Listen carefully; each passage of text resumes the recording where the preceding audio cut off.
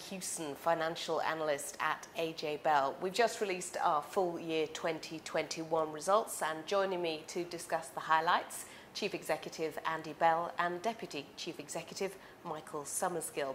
Now, if you want any more information on these results, including a full copy of the accompanying results, you can get them on the Investor Relations section of the AJ Bell website.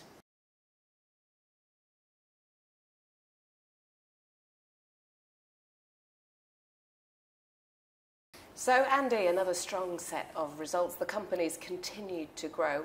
What are your key takeaways from the year? Well, I'm pleased to say it's been another year of record organic growth. I quite often say the engine room of our business, the driver of growth is customer numbers and AUA, or assets under administration. Our customer numbers increased by 30% this year, from 295,000 at the end of the previous year to over 382,000 at our year end, which is the end of September. The strong customer growth has been driven by our two flagship platform propositions. Firstly, there's AJ Bell Invest Centre, our advised platform, where we saw customer numbers increase by 17%. And secondly, AJ Bell You Invest, our D2C platform, where customer numbers increased by 40%. We've also seen record net inflows of 6.4 billion compared to 4.2 billion last year, with AUA closing at the year end at 72.8 billion, up around 29% from the 56.5 billion at the end of last year. We've also invested in two new streamlined digital platform propositions, both of which are under development, with launches due next year. The first one is Dodl by AJ Bell, which is a low-cost platform app for retail investors, which we announced earlier this week. And secondly, we've got Touch by AJ Bell, which is a mobile-led advisor platform, following on from our Adelpha acquisition earlier in the year. And both of these will sit alongside our flagship propositions, really intending to broaden our market reach. On the financials, I'll leave Michael to talk more about these, but very pleased we've delivered double-digit percentage growth in both revenue and profit. We've maintained a really strong balance sheet that's allowed us to recommend an increase to our ordinary dividend for the 17th consecutive year, whilst also recommending a special dividend. Now, like you say, we'll talk more to Michael about the financials, but I think people would be really interested in Dodl and Touch. Why have you launched them? Okay, well, Dodl first, it's aimed at anyone looking for a low-cost, easy-to-use investment app. It's almost certainly going to be attractive to younger, less experienced investors. It comes with a full range of tax wrappers, so ISA, lifetime ISA, pension and GIA. It's got an all-in custody charge of 0.15% per annum, with no commission for buying or selling investments. And the investment universe consists of UK shares with US shares to follow, along with a range of best breed funds, including our own low-cost multi-asset funds. On Touch, it's a mobile-led proposition which will serve the advisor market. Again, comes with a full range of tax wrappers, a streamlined investment range, and the aim here is to help advisors target different segments of the advised market in a cost-effective way. So, Andy, sticking with the advised market, what do you think have been the key developments, and how's AJ Bell performed? Well, the advised platform market continues to grow very strongly. We've seen lots of M&A activity, which will cause disruption, which itself it provides us with opportunity. Advisors continue to choose their preferred platform based on customer service and price, both of which we are very well positioned on. During the year, we saw customer numbers grow by just over 18,000 to just shy of 127,000. It's an increase of 17%. And we saw net inflows of 3.8 billion. And along with favourable market movements, this resulted in the AUA closing up 26% at 45.8 billion. And again, to the quality of the clients, the average AUA per customer remains high at just over 360,000. The RIA, our retirement investment account, which we launched a couple of years ago, is our simplified proposition on the Invest Centre platform. That's proved to be very popular and has really given us conviction that there really is significant demand out there for simplified products. But in the meantime, and we'll continue to do so, we'll roll out enhanced functionality of AJ Bell Invest Centre, whilst maintaining a real focus on ease of use across all our propositions. And finally, it was really pleasing to be recognised as the best platform, the best retirement provider and provider of the year at the recent Money Marketing Awards. I want to flip it to the consumer market now. Amazing growth last year. Has it held up? Yeah, I think it's fair to say that COVID has had a greater impact on the D2C platform market than it has on the advised platform market. We've seen working from home, increased savings, volatile markets, the meme stock frenzy, low interest rates have all been factors in attracting new customers and seeing enhanced engagement with those customers. Dealing activity has increased during periods of lockdown, which, as we've seen in the wider market, has now settled to more normalised levels. But I think in, the highest level, COVID has been a wake-up call for people to take control of the financial future, and I don't see that changing anytime soon. We've seen customers up by 40% to 241,000. AUA has increased by 46% to 19.5 billion. Again, the quality of the customer, the average customer value is around 81,000, and the typical customer is 44 years old. There has been a trend towards slightly younger and less experienced customers. The average age of new customers in the year was 39, some 5 years younger. But over 3/4 of the new accounts set up in the year were in a tax wrapper, e.g. an ISA or a pension, which really, to me, tells me these customers are going to stick around for a good long while. And there's also been lots of interest in our in-house funds, with 4% of our D2C AUA now being represented in these funds. Just in terms of the business as a whole, is there anything else which has happened, which you've implemented, you think is worth talking about? Yeah, we welcomed Helena Morrissey to the board in July as chair designate. She'll replace Les at the AGM in January. Les has done his 9 years and more on the board and done a fantastic job, but it's time for him to hand over the baton. We've also seen some additional changes to strengthen the board and AMB, which can be found in our report and accounts. And the only other point to mention is that we've now adopted a form of hybrid working, really learning from COVID, which we believe will be good for the future of the business and also for the well-being of the staff. So COVID, obviously huge changes, and we're expecting even more big economic changes over the next year. I'm thinking particularly about interest rates and the squeeze on household finances. What is your outlook? Well, I think the outlook is, as ever, very, very positive. What drives this business, what drives me is growth, and there's plenty there to drive that growth. The long-term growth drivers of the market remain strong in both the advised and the D2C sector. We will see reduced dealing activity down to normalised levels. Again, should come as no surprise to anyone. We are expecting interest rates to increase during the year and beyond, which will provide a potential tailwind over the medium term. But our focus continues to be on ease of use, focusing on the customer journey, but also having an eye on those less experienced investors who need an intuitive, simple journey to begin investing for the long term. We are committed to investing in our brand, our technology and the propositions to help deliver our long-term growth strategy.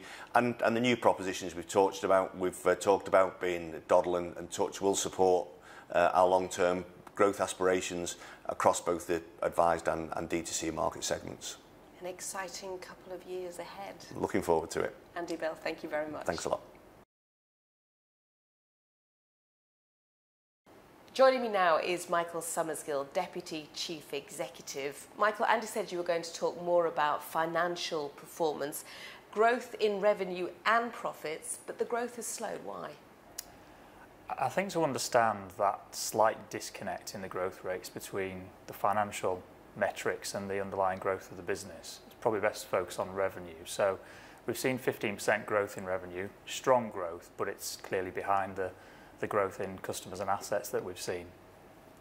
That disconnect is really a result of revenue margins being squeezed by the drop in interest rates that we saw back in March 2020. So it's old news. It wasn't a surprise to us, and we've provided guidance on it previously. For me, what FY21 evidence was how well diversified our revenue model is. So despite that significant headwind, we've still seen strong growth in revenue, and that's because we've had highly engaged customers with high activity levels, and that's driven transactional revenues, particularly on the D2C side, where we've seen an increase in transactional revenue of over 50%. So you're seeing there one of the great strengths of the business model, I think. We're not reliant on one source of income or a specific set of market conditions to deliver strong financial results. So not down to the quality of customers won? That's right. Customer activity and behaviour of the new customers has been monitored closely through the pandemic, as you would expect. and we're continuing to attract really high value customers. We've seen that the vast majority of accounts that new customers are opening are tax wrappers, so ISAs and pensions, and that the retention rate continues to be around 95%. So the proposition is definitely continuing to appeal to customers who are looking to invest in a cost-effective manner over the long term. Let's talk about costs, because costs have been increasing faster than revenues. What's behind that? The thing I always focus on with the cost base of the business is the underlying operational costs. So that's what you have to look at to understand how effectively the business is scaling. And in FY21, those costs only increased at 10%, and that supported an increase in the customer base of 29% and the AUA of 30%. So for me, that evidence is really strong operational gearing, which is a big strength of our business model. The cost increases that you talk about, that was actually down to areas where we were choosing to invest more aggressively. They're the costs that drive the growth of the business. So in the year, technology costs was probably the best example. So we saw a 29% increase there. And we're doing two things in this area. So we're investing in our new simplified propositions. And it's also a general investment in the change delivery teams in our IT department to try and accelerate the rate of growth. Now, in terms of dividends, you announced an increased ordinary dividend for the year, a recommendation of a special dividend to shareholders. What was the basis for the enhanced dividend payout?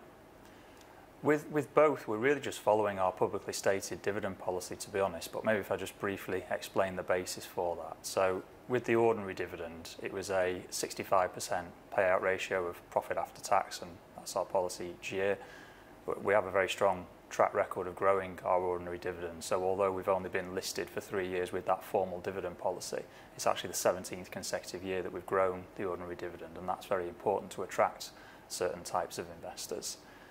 The special dividend is a little bit different. So this is the first special dividend we've paid since listing the business. It's something that we always said we would consider periodically. So to be clear, it's not an annual process. And the reason here is that over a number of years now, we've generated capital that's not required to meet our regulatory requirements or the investment needs of the business. And in that situation, I think it's right that we distribute that capital to the shareholders. The key takeaway here for me is that we have a really strong financial position. Even after paying these dividends, we're very well capitalised, and that provides security for our customers and supports our long-term growth ambitions.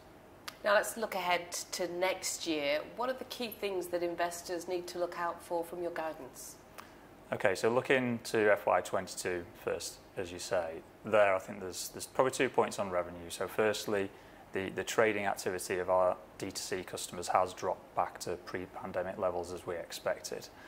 And the second point is around interest rates. So there's a clear expectation now that base rate increases are around the corner. But for me, there's still significant uncertainty here. So base rate increases won't necessarily benefit depositors. The banks are awash with cash, and so that transmission mechanism won't necessarily be all that immediate or effective. Even when the rates that we have available to us do increase, it takes a while for the benefit to be seen in the P&L as a result of the way that we treasury manage. So unless there's multiple rate rises very quickly, I don't expect that to have a material impact in FY22. So for sure there's a revenue upside there, but I'd just be urging caution about how quickly that will show through. Now the net effect of those 2 points on revenue is that the guidance is broadly unchanged from our previous guidance on FY22. A little bit different on the cost side. There we're investing in growth by developing all of our key propositions and by increasing our spend on brand. And that will have a slight impact on profit margins in the short term. But part of our strategy to deliver long-term growth is to do exactly that. So I think it's important that people understand it's not a lack of scalability. In fact, operational and support costs continue to be a source of PBT margin improvement for us. It's just us pushing harder at growth. And let's just take that one step further and look towards 2023. So as we look to FY23 and beyond, the outlook is extremely positive. The market is continuing to grow. We don't see that same revenue margin pressure as we've seen recently, and I'd expect the business to scale very effectively as we grow through that period. So our growth prospects are very good, and I expect the slight disconnect that we've seen between the growth in the business and the growth in our financial metrics will be temporary. Exciting times for the business, for you as well. How's the new job? It's It's exciting. So in some regards, it's a continuation of what I've spent the last 5 years in particular doing. And in other ways, it's me getting involved in new parts of the business. So I've been enjoying focusing more on what our customers need from the platform, what advisors need from the platform, and trying to make sure that we're doing the best job that we can to make the most of the growth opportunity that's in front of us. So yeah, exciting times ahead. Thank you, Michael, and thanks also to Andy. And of course, if you would like any more information on these results or a full copy of the results, you can find them on the Investor Relations section of the AJ Bell website. We hope you found this useful.